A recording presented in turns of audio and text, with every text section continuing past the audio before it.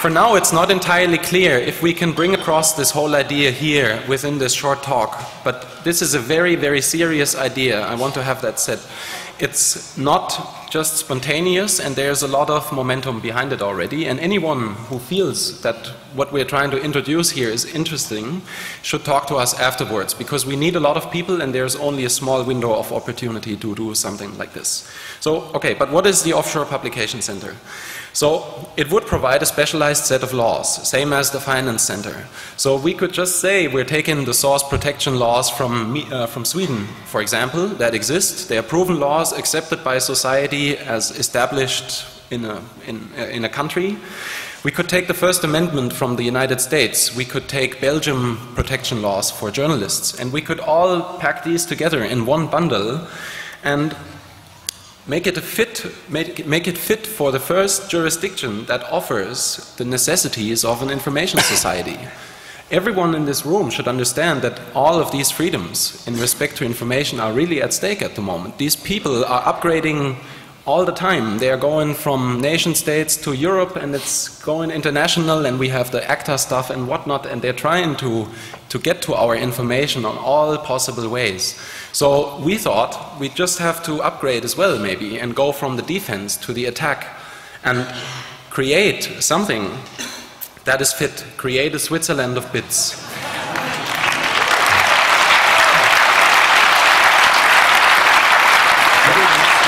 I'll just finish that up. Okay. So when Julian mentioned that for the first time, we talked about this for a bit, and it seemed like a very interesting thought experiment. And then we were in Iceland, and when we arrived in Iceland, we found out that the largest political TV show wants us as guests. It's a Sunday show that apparently almost everyone watches. So we just thought, why not drop the idea on that Sunday TV show as a new business model for Iceland?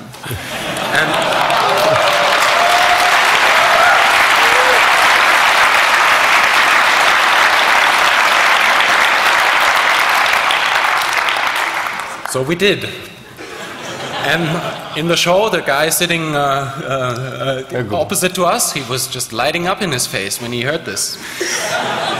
And the next day, basically everyone in Iceland wanted to talk about it. We had radio interviews, we had newspaper interviews, everyone wanted to know more. We met with the press union, and we talked to a lot of people living in Iceland, and they all see why this could be of use to them. But we'll talk about why Iceland is a good place maybe in a bit. What does this mean for all of you? This is something that is important to understand. Right now, there is a potential to actually pull this thing off in Iceland. We have started it. Lawyers in Iceland are working on a bill that will be introduced on the 26th of January.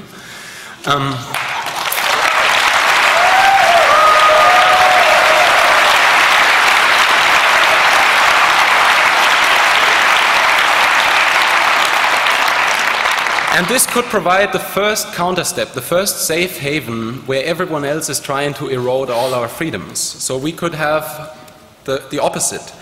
And there is an opportunity that we could make sure by this that all our voices are not being silenced by anyone, and that all our information at least has a last resort where we could push it to. So why Iceland? Maybe that is something we need to elaborate on.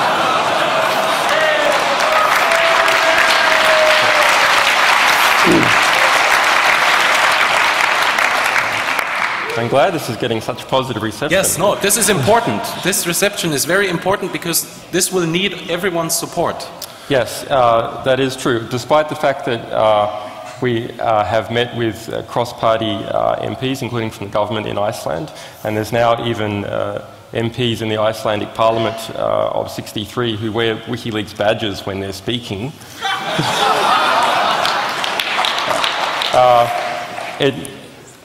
There's plenty of geopolitical incidences that could happen to derail it. So it needs careful planning and thought, and people to not lose energy or momentum.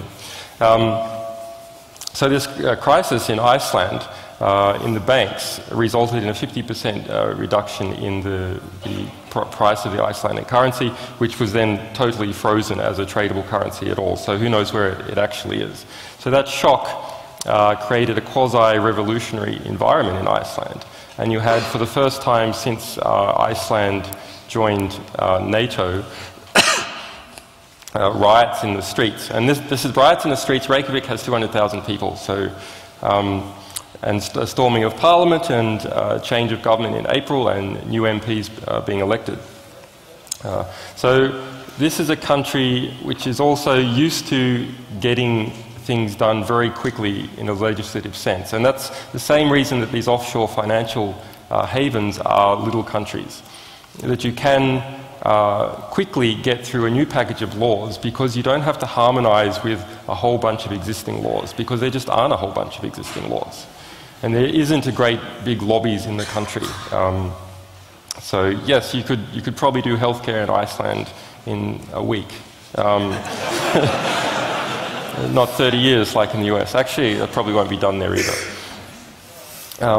So when people are involved in a crisis, they see that actually all the things that you thought were important aren't so important anymore.